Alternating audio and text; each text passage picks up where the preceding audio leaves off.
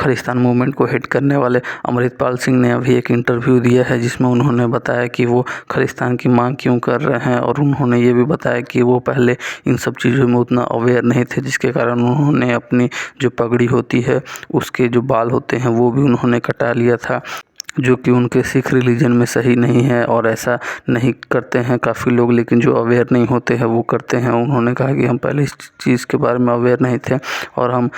पंजाब से, और उन्होंने ये भी कहा कि वो पंजाब से दुबई गए थे 2012 में दिसंबर के करीब में। उन्होंने कहा कि वहाँ मेरा ट्रांसपोर्टेशन का बिजनेस है, फैमिली बिजनेस वही हो उस समय से वहाँ कर रहे थे। लेकिन उन्होंने अभी देखा कि अभी जो लैंग्विस्टिक जो स्टेट वाइज लोग रहते हैं वहाँ पे अभी पंजाब के लोगों को जो पलायन हो रहा है एक जगह एक स्टेट से दूसरे कंट्री में या फिर दूसरी जगह पे, जिसके कारण वहाँ पे उनकी पॉपुलेशन कम हो रही है और वहाँ पे उनकी जो पंजाब भाइयों का कल्चर है, लैंग्वेज है, या फिर जो उनका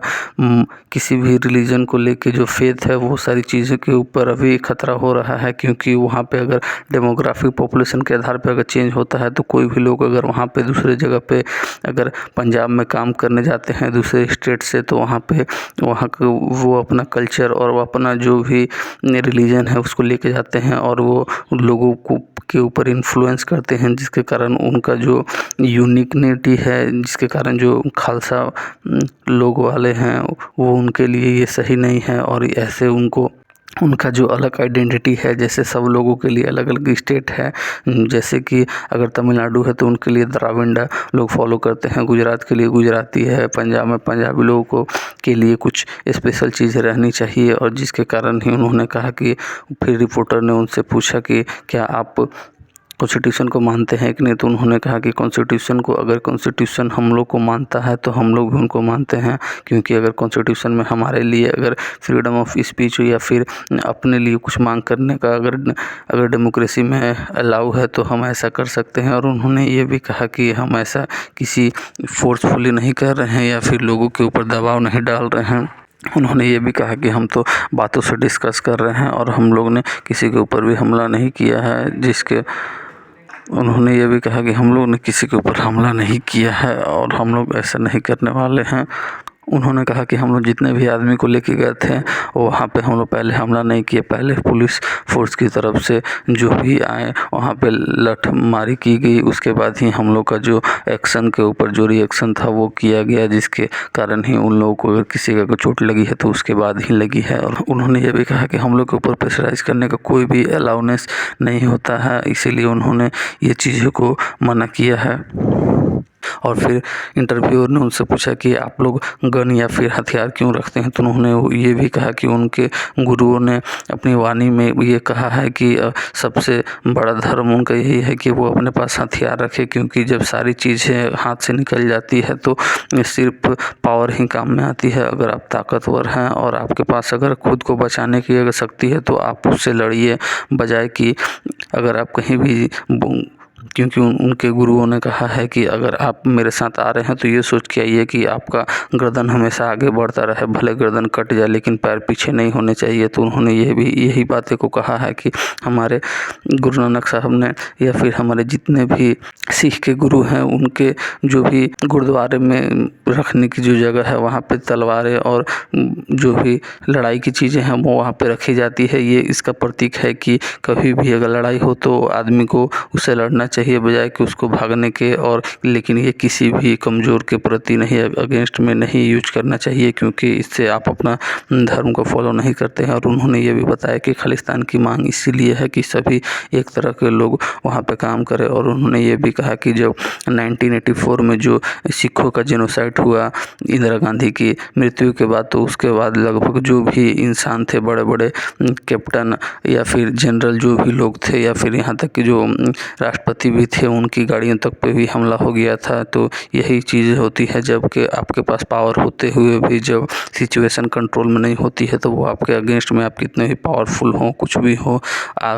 कोई भी इंसान का अगर आपके प्रति अगर परसेप्शन गलत होता है तो ये इसका कॉन्सिक्वेंसेस काफ़ी गलत होता है। तो वही उन्होंने कहा कि अभी आज के डेट में भले हमारे सिख सरदार ही 10 साल तक प्रधानमंत्री रहे हैं, मनमोहन सिंह, लेकिन उसके बावजूद भी उसके उन्होंने एक एग्जांपल दिया कि जैसे बराक ओबामा अमेरिका के अगर राष्ट्रपति बनते हैं और उसके बाद वो बोलते हैं कि ब्लैक लाइव्स मैटर करता है और जो ब्लैक्स के ऊपर अत्याचार हुआ है ये कोई भी बर्दाश्त नहीं कर सकता है और ये गलत हुआ है, तो ये कोई मतलब नहीं हुआ क्योंकि वो खुद उन लोगों के ऊपर अत्याचार नहीं न किए हैं। क्योंकि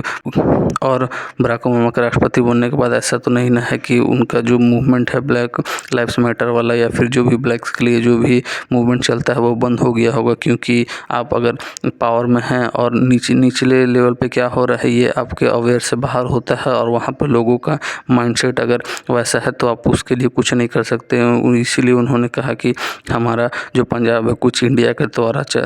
तथा कुछ पाकिस्तान के द्वारा कैप्चर कर लिया गया है और हमारी जो कल्चर है वो खतरे में है और जो यहाँ से जो भी पॉपुलेशन है वहाँ से कनाडा, दुबई या फिर बहुत सारे जगहों में पलायन जो हो रहा है जिसके कारण यहाँ का पॉपुलेशन डेमोग्राफिक चेंज हो जाएगा और हम लोग अपने ही स्टेट में और अपने ही कल्चर को प्रोटेक्ट नहीं कर पाएंगे। और इसीलिए हमारे कॉन्स्टिट्यूशन को हम लोग को ये प्रोटेक्शन देने के लिए ऐसा हम लोग को करना चाहिए। क्योंकि अगर ऐसा नहीं कर पाता है तो फिर हम लोग के लिए क्या फ़ायदा हुआ और हम लोग का जितना जेनोसाइड हुआ है उतना शायद ही कहीं जेनोसाइड हुआ है। और यहाँ पे उन्होंने और एक बात कही कि जो भी इलीगल चीज़ या फिर जो भी ड्रग्स या फिर नशे वाली पदार्थ अगर दूसरी जगह से आ रही है तो उसके लिए कौन जिम्मेदार है, कोई सिख जिम्मेदार है या फिर सरकार जिम्मेदार है।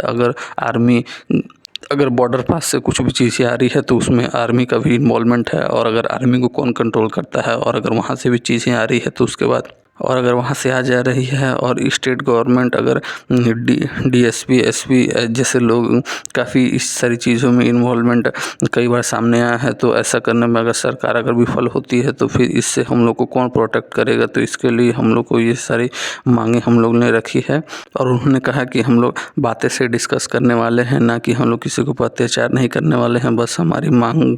के ऊपर हम लोग डटे हुए हैं। तो इंटरव्यू ने उनसे पूछा कि ये मांग तो आप काफ़ी दशक के बाद कर रहे हैं, लगभग 3 दशक के बाद, और उतने समय से तो ये बातें बाहर नहीं आ रही थी। तो उन्होंने कहा कि जैसे मिट्टी के नीचे अगर कोई ज्वाला अगर लगी हुई है, भले वो ऊपर नहीं दिखाई दे रही है, इसका मतलब ये नहीं कि नीचे ज्वाला है नहीं। तो इसीलिए उन्होंने कहा कि हमारे मन में थी, भले हम लोग इग्नोर उस समय को किए हुए थे और हम लोग आगे आके इस सारी चीज़ों को नहीं दिखा रहे थे, लेकिन उन्होंने एक एमपी का भी एग्जाम्पल दिया कि कैसे वो अपनी बातों को आगे रखते हैं और कहते हैं कि अगर हम पावर में आएंगे तो खालिस्तान